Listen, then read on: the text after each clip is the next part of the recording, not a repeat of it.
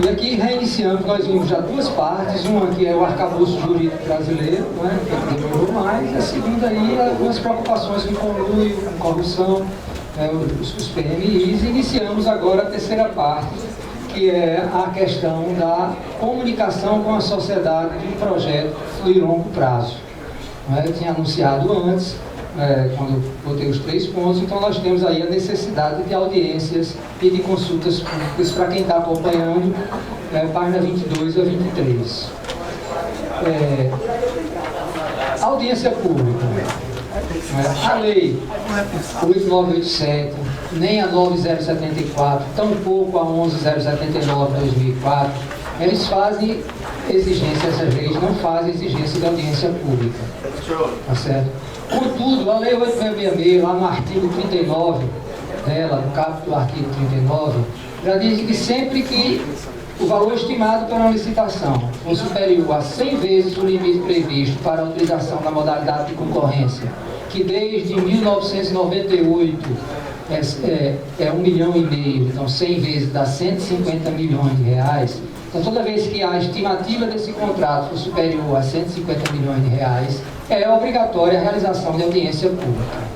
E o que é que se faz nessa audiência? Ela será divulgada com antecedência mínima de 10 dias úteis antes de sua realização, pelos próprios meios, né, previstos para a publicidade da licitação, regida lá pela 8666, dentro dos prazos em função da modalidade utilizada.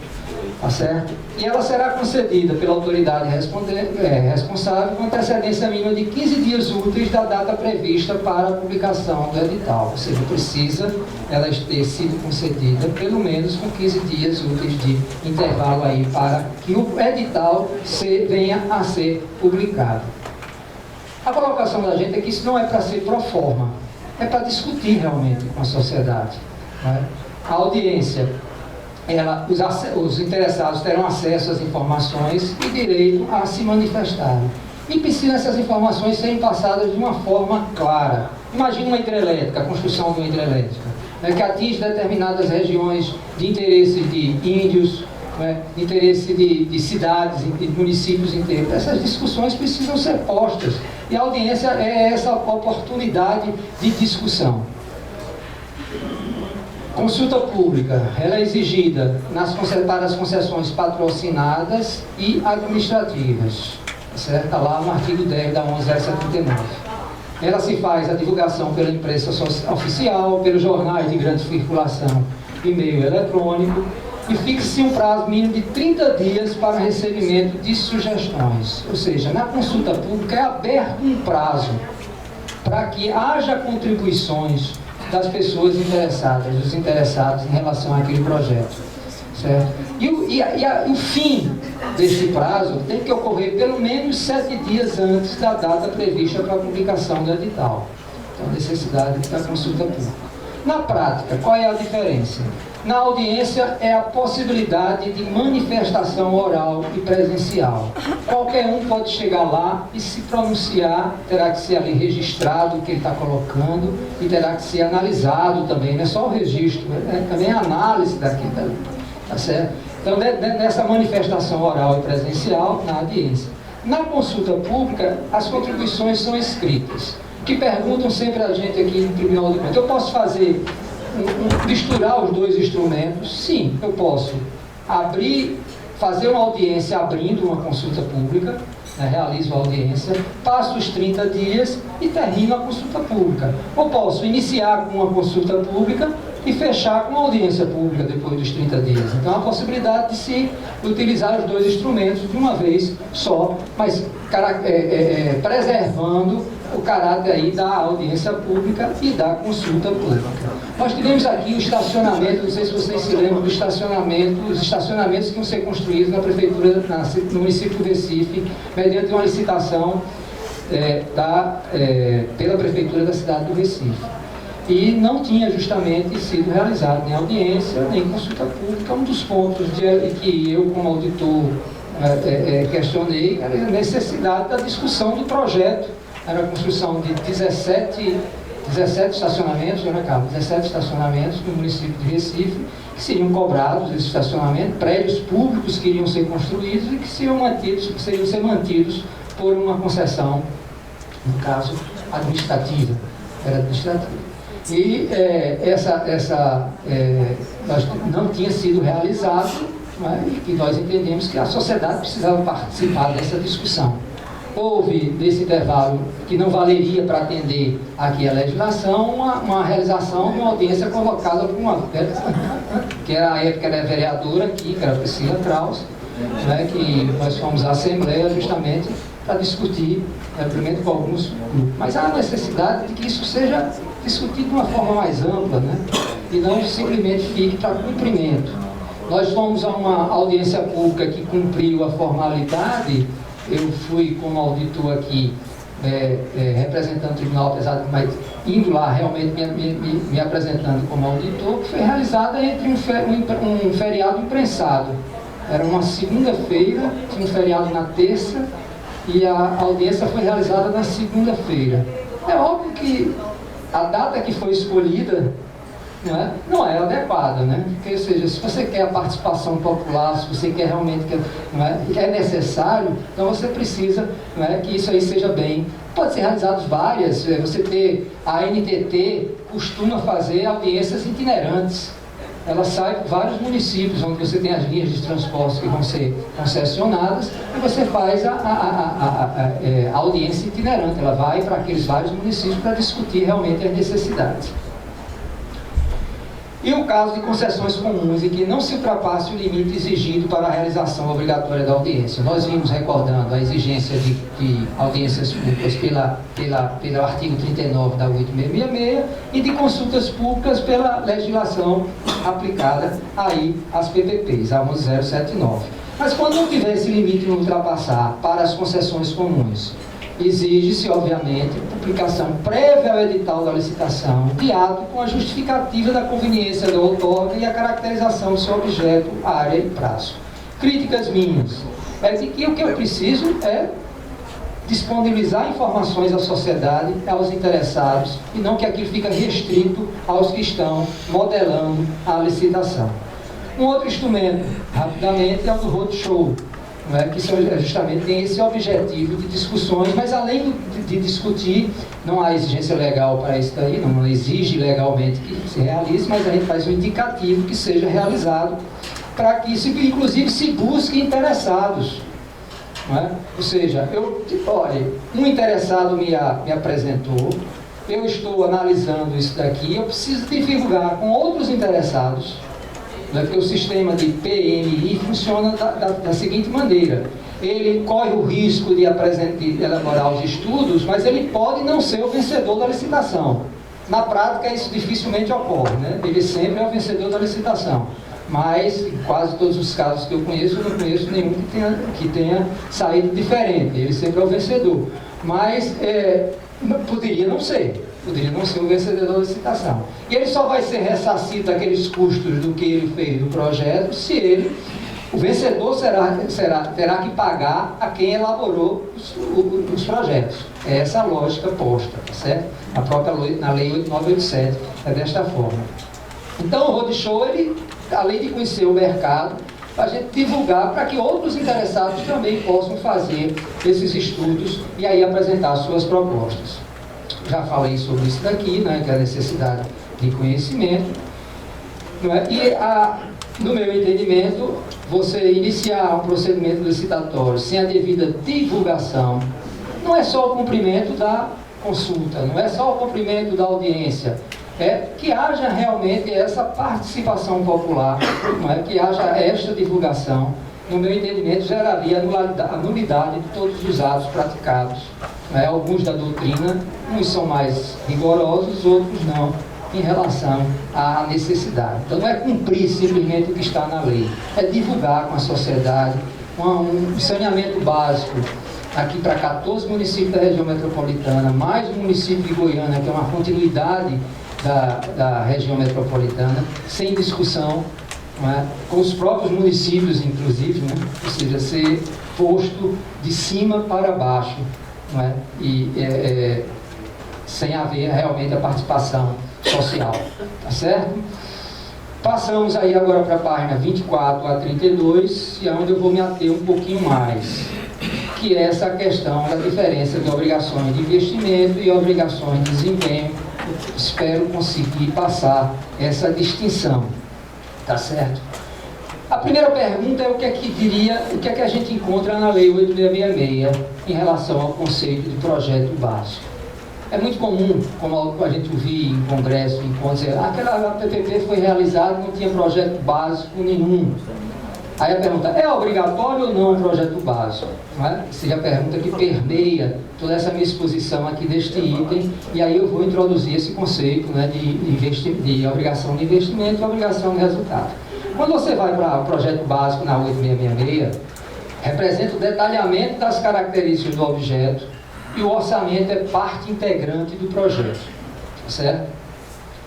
O projeto básico ele é anterior ao projeto executivo, não é? Este necessariamente exigido para executar a obra, não é? Executar o empreendimento preciso do projeto executivo, certo? Existe uma forte atuação dos tribunais de contas, e as discussões, né, permeiam todos esses congressos que nós já participamos em vários anos em relação a isso daí, no sentido de ter o projeto básico completo. Não é? Um projeto básico, nós temos como exemplo aqui a nossa resolução 03 de 2009, mas ao mesmo tempo temos a orientação técnica do IBRAOP, que já foi ratificada pelo TCU em vários acordos do TCU, que obriga um cumprimento a um conceito de projeto básico bastante rígido, né? Exemplificando, construir uma edificação, não é? Eu preciso de projeto, topografia, de levantar sondagens, preciso de projeto de fundação, preciso de projeto de arquitetura, que é o projeto mãe, né? Mas eu preciso do projeto de arquitetura, de instalação elétrica, hidráulica, sistema de conforto térmico, de impermeabilização. Todos esses projetos, eles fazem parte integrante do projeto básico. Nessa resolução que eu cito na 03 de 2009, como também na orientação técnica número 1 do IBRAOP, né, você vai estar lá a relação dos elementos gráficos necessários. E você aí conclui, efetivamente, dessa necessidade de se ter esse projeto básico bastante detalhado. Eu resumo, faço algumas considerações aí no caderno que vocês receberam, mas eu resumo que o que é que a gente precisa realmente no projeto básico? Aqui a administração tenha condições de elaborar o seu orçamento detalhado, né? E a gente aí teria várias coisas para conversar sobre isso, que a gente não vai conversar aqui, né? Inclusive, se o fórum só fosse para engenheiros, ficaria melhor. Um orçamento detalhado, que precisa ser elaborado pela administração pública.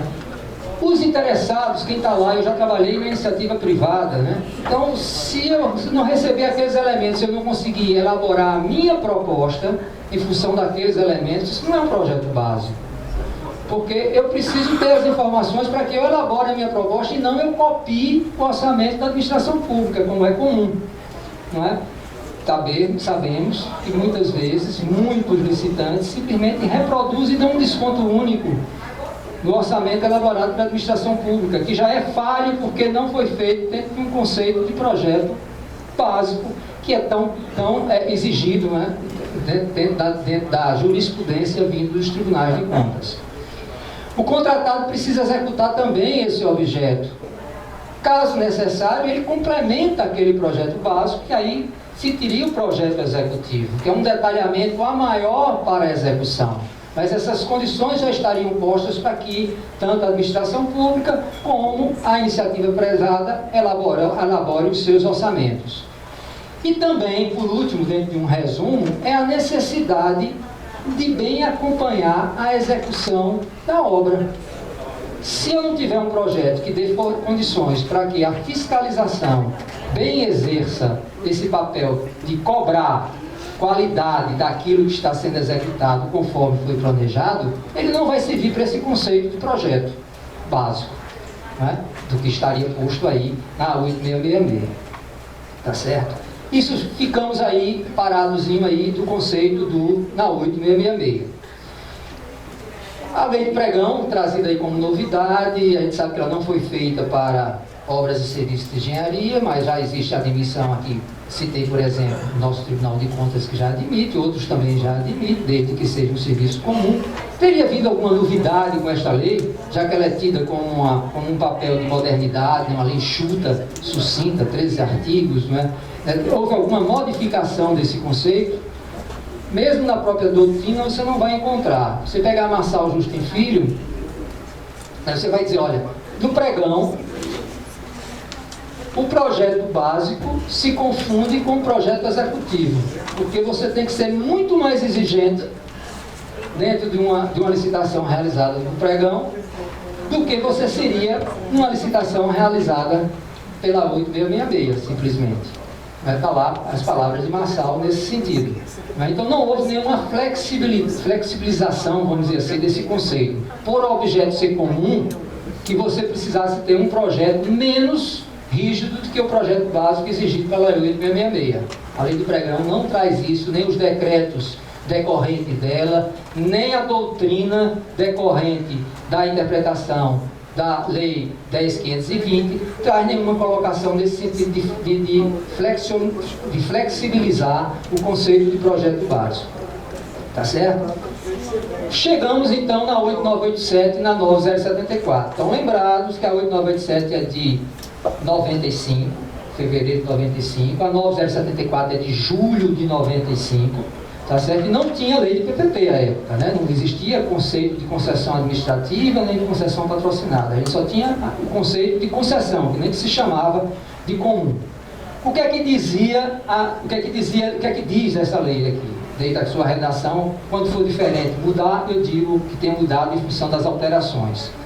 Necessidade de fornecer a todos, né, os interessados, os dados, estudos e projetos necessários à elaboração dos orçamentos e apresentação das propostas. Certo? Nos casos das concessões de serviços públicos, onde antes execute a obra pública, existem os dados relativos à obra, entre os quais os elementos do projeto básico que permitem sua plena caracterização. Veja que foi introduzida antes do projeto básico uma palavrinha, elementos do projeto básico, que é onde alguns se pegaram aí nesse sentido de uma flexibilização ao conceito de projeto básico, que a gente tinha visto há pouco, não é, em relação à 8666. Por sua vez, quando a gente chega na 9074, que é de julho de 95, que era grande parte dela em função do aplicável às concessões de serviços de energia elétrica, ela permite que fosse atribuída ao licitante vencedor a responsabilidade pelo desenvolvimento dos projetos básico e executivo.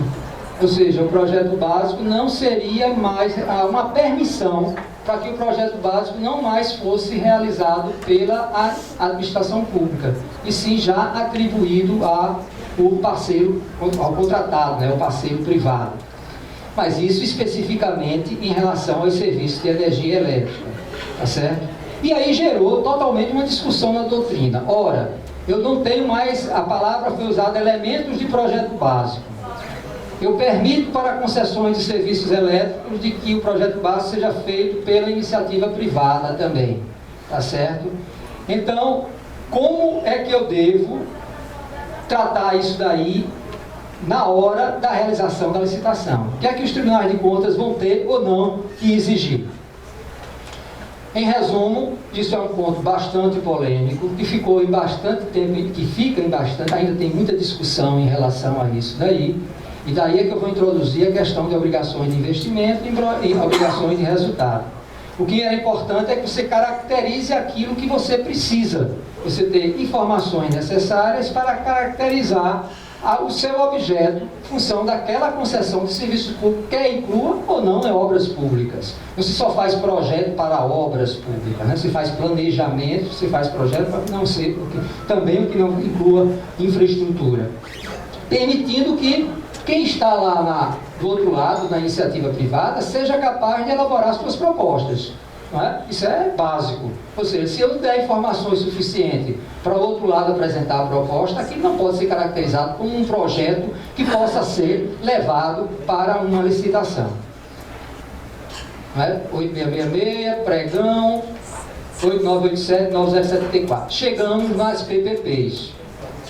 O texto de 2004, que foi para aprovação presencial, ele teve um artigo que foi vetado.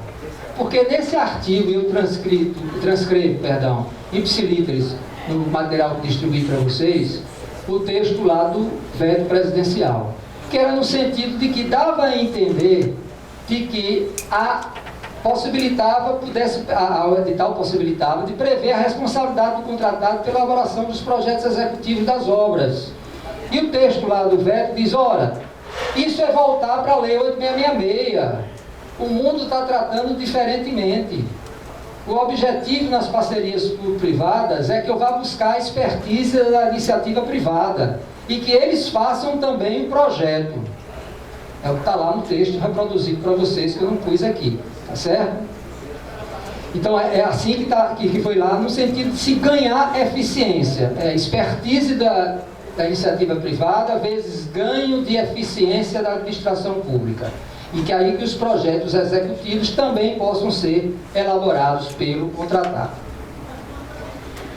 De início, a Lei 11.079, ela ia buscar, literalmente, o artigo 18 lá da 8987. Por isso é que aquele preâmbulo todo de mostrar a vocês a funcionalidade do arcabouço jurídico brasileiro. Ia buscar elementos de projeto básico. Mas quando foi no finalzinho de dezembro de 2011, dezembro de 2012, já depois da lei do RDC, daqui a pouco eu falo sobre ela, foi introduzida uma seguinte exigência, que os estudos de engenharia para a definição do valor do investimento da PPP deverão ter nível de detalhamento de anteprojeto. Então já surgiu um novo conceito dos textos legais. Nós não estamos buscando aqui os textos das resoluções emitidas pelo CONFEA, à época. Mas o conceito aqui, nem o que está nos livros também de engenharia, mas o conceito que estava dentro da legislação. Então, eles estão produzindo um nível de detalhamento de anteprojeto. Temos que concordar de que anteprojeto é antes do projeto, né? Então, é antes do projeto que é exigido, eu tenho um anteprojeto. E esses estudos de PPP poderiam constar do anteprojeto. Na prática, antes de continuar, PPP da Arena, Pernambuco, isso foi no Brasil inteiro, não só da Arena de Pernambuco, foi licitado sem projeto básico. Foi licitado com elementos de projeto básico dentro dessa interpretação da legislação de elementos de projeto básico. Porque a época da licitação não tinha nem essa modificação que é posta quando? Em dezembro de 2012. Então, todas essas arenas no Brasil, que foram, no caso é Ceará, Rio Grande do Norte, Pernambuco, Bahia, Minas Gerais. A do Rio de Janeiro só foi concessionada pós construção de obra. Então, são 5 PPPs. Todas elas foram dentro desse conceito de elementos de projeto básico, porque não havia ainda a modificação na legislação do conceito de anteprojeto. Em verdade, elas traziam anteprojetos. Muitas vezes nem anteprojeto. Tinha até informações menos suficientes ainda para caracterizar um anteprojeto. Diz também no texto legal posto em dezembro de 2012 que o valor dos investimentos para a definição do preço de referência para a licitação será calculado com base em valores de mercado, considerando o custo global de obras semelhantes no Brasil ou no exterior, ou com base em sistema de custos que utilize como insumo os valores de mercado do setor específico do projeto, todos eles aferidos mediante orçamento sintético elaborado por meio de metodologia expedita ou paramétrica. Então a lei vem por uma coisa que na prática já estava funcionando desta forma, mesmo tendo vários entendimentos contrários na doutrina E nos tribunais de contas, muitos tribunais de contas bateram em relação a isso, muitos colegas auditores daqui, como de outros tribunais de contas, bateram nesse daqui: eu preciso de projeto básico, isso daqui não me caracteriza. Muitos orçamentos foram feitos, exemplo, número de assentos, custo por assento de uma arena. Quanto é que está custando, em média, um assento? Uma arena para 40 mil, que foi construída em outro local, quanto é que custou? Vamos fazer o estudo em função disso daí.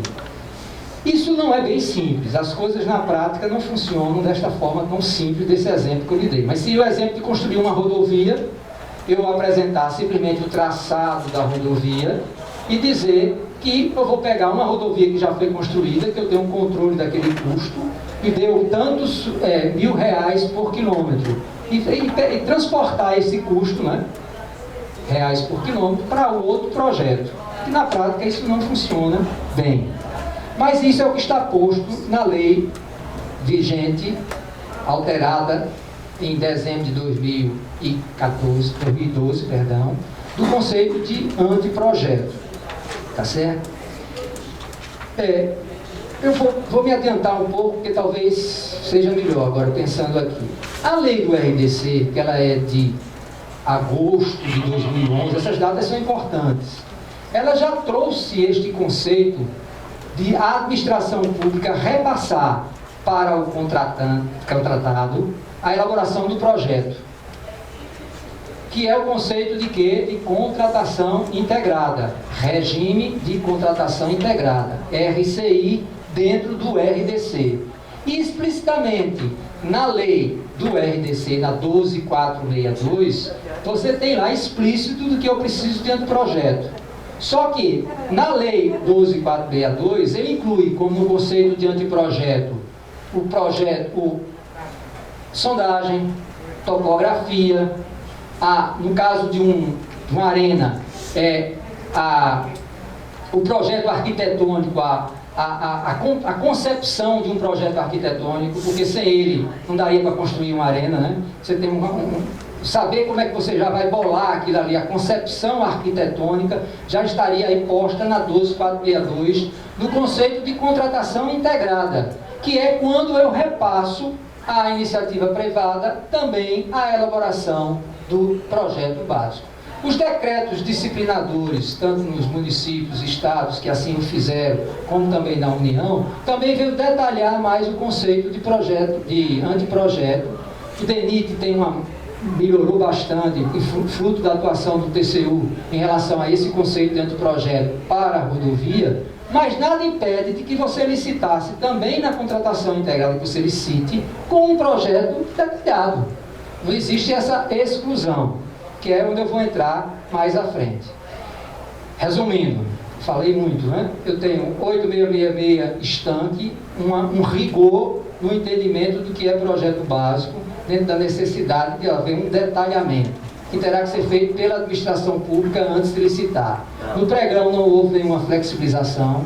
Quando chegamos na 8987, na 9074, vai se buscar um conceito de elementos de projeto básico, e na lei de PPP de 2004, de dezembro de 2004, ela ratifica esse conceito de elementos de projeto básico, que é menos do que projeto básico, mas em sua modificação posta em dezembro de 2012, em função já do RDC, que foi posto em agosto de 2011, ele vai introduzir um conceito de anteprojeto, que é menos do que estes conceitos que nós vimos, que é comum para os tribunais de contas de projeto básico. Certo? Espero conseguir ter passado em poucas palavras isso daí. Esse conceito que eu li há pouco aqui, que está posto na lei na 11079, é praticamente igual ao que está no RDC. Ou seja, foi o RDC influenciando a lei de PPP. Né? Trouxe a administração pública federal, né? Foi buscar lá, isso é tudo por medida provisória, né, pessoal? A gente sabe que hoje no Brasil não se legisla mais, né? Então a gente tem medidas provisórias que vão sendo introduzidas e depois vão sendo transformadas em lei. É um caos em relação a isso, tá certo? E aí eu chego, ora, pessoal, dentro desse conceito aqui, no meu entendimento, isso faz parte, inclusive, da minha proposta de tese. né, que foi defendida no ano passado, é de que essas dificuldades que a gente tem, que nós temos de conceituar projeto, de que aquilo que realmente tem condições para o outro orçar, para executar, certo? E para essa flexibilização posta, ela não se faz sentido se eu não cobrar resultado, cobrar desempenho, né? Cobrar resultado de quem vai trabalhar naquele empreendimento. Porque eu mudo um paradigma. Eu não quero saber se a ponte é de ferro. Eu quero saber que ela tem que ter uma durabilidade, ela tem que atender às normas técnicas e ela tem que ter suportar um determinado número de tráfego. Tá certo? Então não precisa ser definir se ela é de concreto ou ela é metálica. Eu preciso ter, dentro daquela minha caracterização do que é necessário para atender o serviço público, eu definir o que é o serviço público. Mas eu preciso cobrar de quem vai executar por desempenho dele. Saber cobrar. Isso não é fácil. Não é? Primeiro ponto, isso não é fácil. Mas eu preciso, para eu ter essa flexibilização, porque se eu não tiver essa flexibilização, essa possibilidade, perdão, se eu não tiver essa possibilidade, eu volto àquele conceito rígido de projeto básico. Nós tivemos aqui um estudo chegou até a iniciar, os colegas aqui presentes trabalharam nisso, eu ajudei somente num primeiro momento, que foi a concessão dos serviços de abastecimento da água de Petrolina. Não é? E que o projeto era justamente vinculante e não cobrava resultados. E o que se tinha era um anteprojeto. Não funciona. Né? Eu não posso vincular, por exemplo bom para se entender. Eu quero água na casa de todo usuário, com uma determinada vazão, quantidade de água e com uma determinada pressão. Não me interessa se ele vai utilizar um tubo de meia polegada, de 2 polegadas, de 4 polegadas, qual é o tubo que ele vai utilizar. Todos os tubos utilizados, toda a tubulação utilizada tem que atender às normas técnicas. Não vai me interessar se ele vai botar 10 reservatórios de 10 mil litros ou se ele vai fazer um de 100 mil litros, para cima. Tá certo? Verdade que eu preciso é ter água armazenada e que o usuário tenha água. Então, o que se vincula, quando eu chamo projeto vinculante, é aquilo que eu já digo que tem que ser feito. A partir do momento que eu digo que eu tenho feito, eu também tenho uma responsabilidade, não tenho? Porque se não funcionar, olha, mas você determinou que é dessa forma. Não é? Então, na cobrança de resultado, que seria água com pressão e com vazão, certo? Eu estou cobrando resultado. Eu não estou cobrando empreendimento. Agora, é óbvio que essas coisas não são tão simples, né? A gente tem que ter todo um conjunto de informações que são necessárias e que assim seja posto, seja estruturado. Saneamento dos 14 municípios daqui da região metropolitana mais Goiânia foi feito em função de anteprojeto. E nós, como auditores, aceitamos o anteprojeto posto, certo? Num sentido de se cobrar resultado. O que nós não aceitamos à época e colocamos, seria que os indicadores de desempenho postos precisariam ser melhores trabalhados. Esse processo ainda está em julgamento, ainda na sua fase ainda. A relatora, né, a doutora Tereza, ainda está pegando aí vamos dizer, o final desse tipo de embate, né? Dos indicadores de desempenho em função, mas nós trabalhamos como auditores aceitando esse conceito de anteprojeto. Obviamente que era melhor que se tivesse projeto. Mas, a partir do momento que eu tivesse projeto, desde que ele não fosse vinculante a se cobrar por resultado. Me adiantei, deixa eu ver aqui o que é que eu ainda preciso dizer. A decisão quanto à escolha da modelagem é que vai determinar o grau de detalhamento de um projeto de infraestruturas. Tá certo?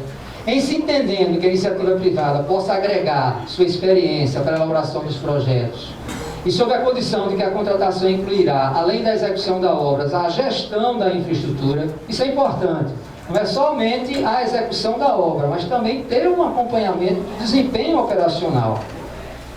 Eu dividiria, e a gente não posso me detalhar pelo tempo, mas é a questão de eu ter indicadores de desempenho técnico em função do produto e desempenho pela prestação do serviço. São duas coisas distintas, não é? Que têm que ser avaliadas desta mesma forma. O TCU tem grandes auditorias nesta área das concessões de rodovias, fazendo essa distinção, e o modelo de concessão de rodovias hoje adotado pela União é uma evolução em função dos trabalhos de auditoria dos colegas do TCU, não é?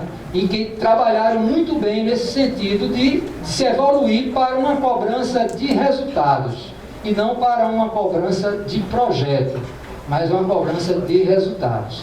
Mais à frente eu apresento nos slides, rapidamente, de umas reduções de vinculação de desempenho com tarifa a ser cobrada, para mostrar que isso tudo está casado. Se não funcionar desta forma, aí a gente volta à anterior, a gente volta para o projeto básico da 8666. Então a gente tem não vinculação e definição de resultados, para que eu possa cobrar efetivamente desses resultados e vincular ao seu desempenho. Então, configura-se em tais casos, eu escrevo um pouquinho melhor no texto que entreguei a vocês. Tentei passar aqui, dentro de um conceito. Nesse caso, o que é que a doutrina, o que tem se publicado aí, vai a necessidade de estabelecimento de obrigações de desempenho, outros vão chamar obrigações de resultados, outros vão chamar obrigações de fim ou outputs. Não é? Ou seja, eu ter uma cobrança. Isso está muito posto no RDC. O livro de Marçal Justifico de RDC, é muito bom o livro dele. Já está desatualizado porque houve alterações da lei, mas não se perde o que ele escreveu, que ele escreve muito bem. Ele vai tratar desse assunto na contratação integrada. O que é a definição de obrigações de desempenho, o que é obrigações de resultados. De desempenho e de resultados. Em contraposição, ao se decidir, eu estava falando ali de se cobrar realmente de resultados. Ao decidir pela contratação da simples construção da obra, é inerente que seja projeto básico, dentro desse rigor que nós temos, que os tribunais de contas têm trabalhado. Será encargo da administração pública disponibilizar projeto, esquecendo o rótulo, Às vezes a gente encontra em prefeitura projeto básico. Aí vem escrito assim, projeto básico, aí vem só a planta baixa da arquitetura, E está lá escrito. Então não é o rótulo, não é a questão de ser rotulado o projeto básico. É a construção do que é que está, da construção do que é aquele projeto, do que ele está fornecendo. Então será encargo da administração pública disponibilizar um projeto como parte integrante do procedimento licitatório, com o maior grau de detalhamento possível, de caráter vinculante. Você tem que fazer isso, e é exatamente isso que eu quero, certo? E é assim que eu vou cobrar. Aí você vai para o 8666, projeto básico, configurando a necessidade de estabelecimento de obrigações de investimento ou obrigações de meio, que seria as entradas aí, os inputs. Então esses conceitos estão aí, quem for estudar isso na literatura mundial, dentro dessa modificação de se ver o que é que a administração pública define e aquilo que ela cobra. Mas isso está, eu tenho que, dentro da minha modelagem, fazer este exercício aí. Essa é a preocupação da gente desse assunto. Para nós que trabalhamos aqui no grupo de PPP, dos presentes, ela se faz constante. Inclusive há divergências de entendimento entre nós. Tem colegas que são bem mais rigorosos nesse entendimento de se buscar o conceito de projeto básico, e que a gente tem que respeitar o entendimento. Agora, a discussão se põe, se eu colocar projeto básico e vincular, o que eu estou querendo é a obra pública e não um resultado por desempenho. Se eu deixo para a iniciativa privada, dentro de eu tenho que colocar aquilo que eu preciso, dentro da definição de um serviço público adequado, a gente vai ver mais à frente aí rapidamente, que eu, ao definir isso daí, eu cobre por resultado e não por execução de obra, tá certo? Mas essa discussão se faz presente, assim como vários congressos que nós fomos em termos de auditoria de obras, a grande discussão era projeto básico versus projeto executivo, quer um, quer outro. Isso aí já está bastante superado. A verdade que a gente tem agora é uma cobrança de resultados por uma cobrança vinculante, de execução de obra pública. O que é que eu prefiro, o que é melhor para a administração pública, Em determinado empreendimento pode ser uma forma, em outro empreendimento pode ser de outra forma. Então essa modelagem contratual passa justamente por essa definição de se cobrar resultado do desempenho. Cobrar resultado do desempenho ou cobrar execução de obra pública. Tá certo? Vamos para o item 5, distribuição de riscos e equilíbrio econômico financeiro. Ora, sabemos lá no artigo 37, hoje nós já colocamos em tela aí, a necessidade de estabelecimento de cláusulas que estabeleçam obrigações de pagamento, mas mantidas as condições efetivas da proposta.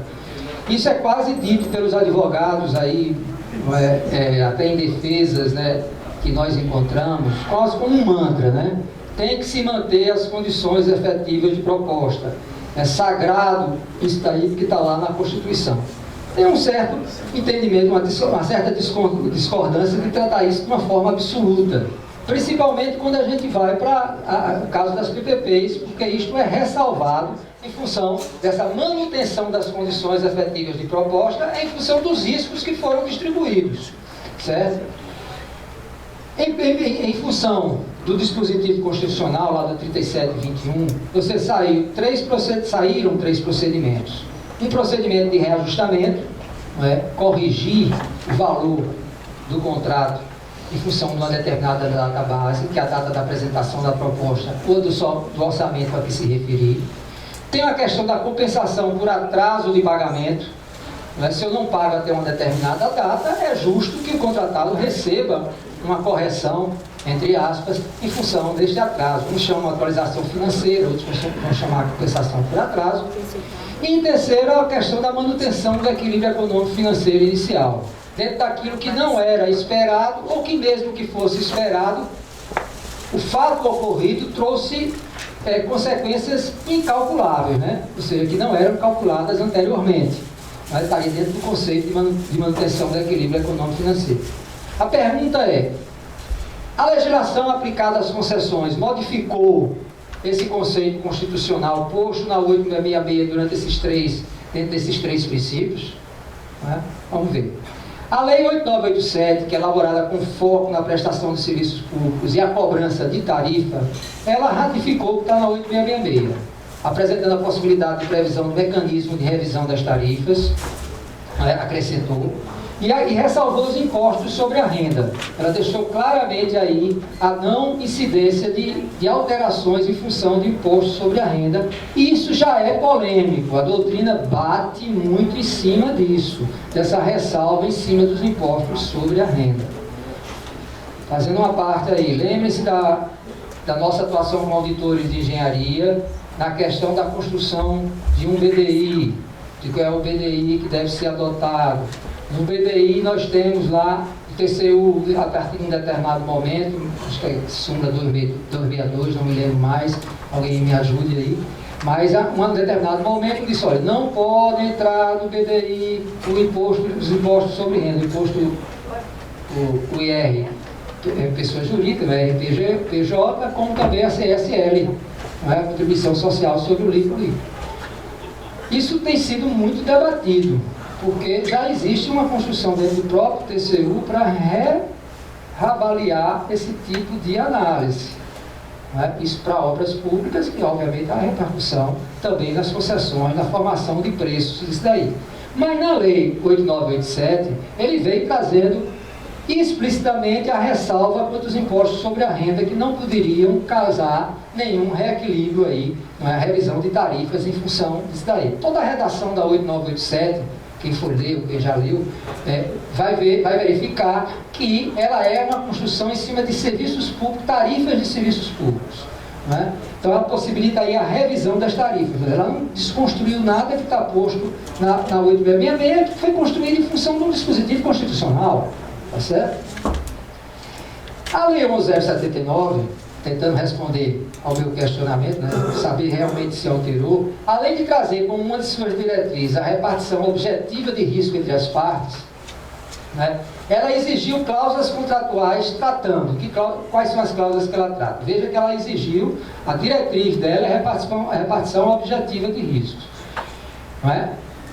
repartição dos riscos entre as partes, inclusive os referentes a caso fortuito, força maior, fato do príncipe e risco econômico extraordinário. Essa redação é exatamente lá o do artigo 65 da 8666, né, que está posta na 11.079, a parte final dela aí.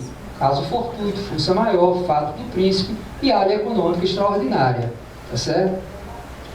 Exigiu também formas de remuneração e atualização dos valores contratuais. Não é nada mais do que corrigir o valor durante o tempo. Não é? Atualização automática de valores baseadas em índices e fórmulas matemáticas que serão aplicadas sem necessidade de homologação, exceto quando houver rejeição. Ou seja, automaticamente, o reajuste não é isso?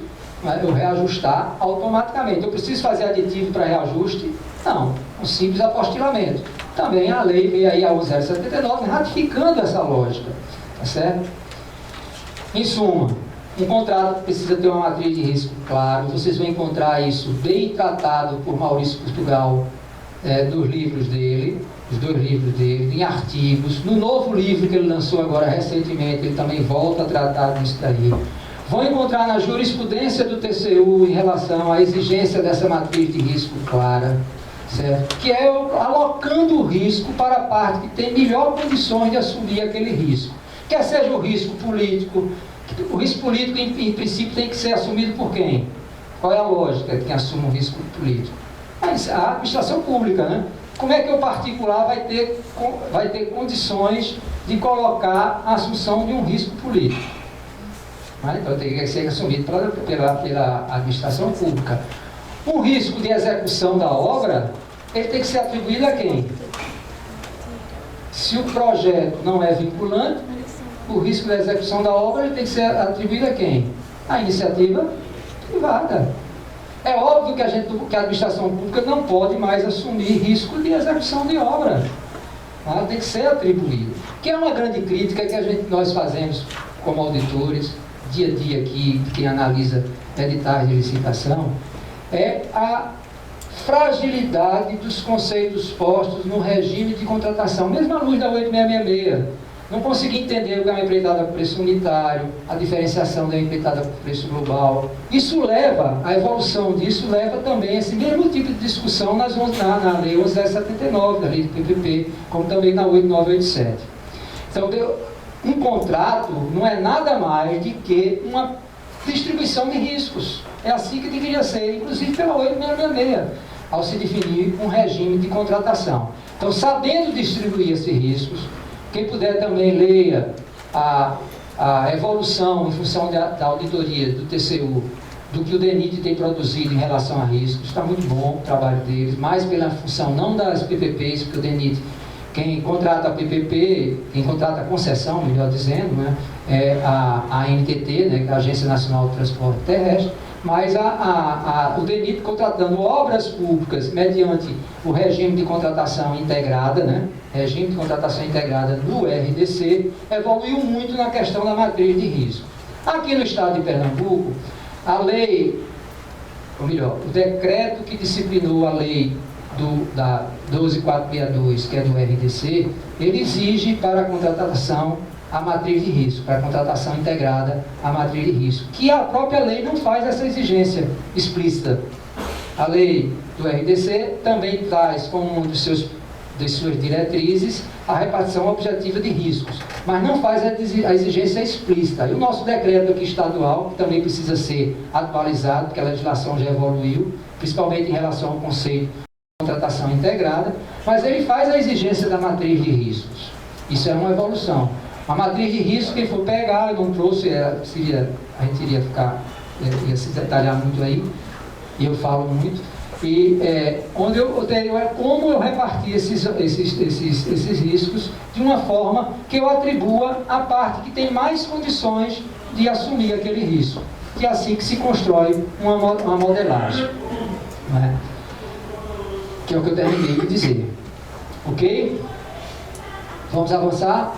É bom porque a gente vai abrindo o debate, né? E a gente tem a oportunidade aí de discutir, de ouvir as opiniões contrárias. Tem colegas ali que estão se coçando para falar, principalmente em relação ao projeto básico.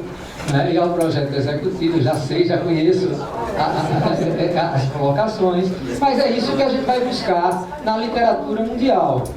Onde vocês forem estudar, eu tive a oportunidade de estudar isso aí, buscando justamente o que está sendo discutido em toda a comunidade europeia, principalmente, e os conceitos são nesse sentido de se atribuir realmente os riscos à parte que tem melhor condições, se ter projetos mais flexíveis, vamos dizer assim, né, mais simples, mas se buscando resultado, certo?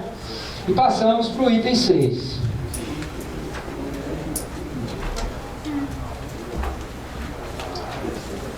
Ora, dentro desse raciocínio que eu tentei construir, né, não sei se estou tendo êxito, da necessidade de se definir resultado, se eu definir resultado e se eu não vincular o resultado ao pagamento do contratado, do concessionário, quer seja na concessão comum, na concessão administrativa, na concessão patrocinada, eu estou correndo um risco muito grande de ser capturado.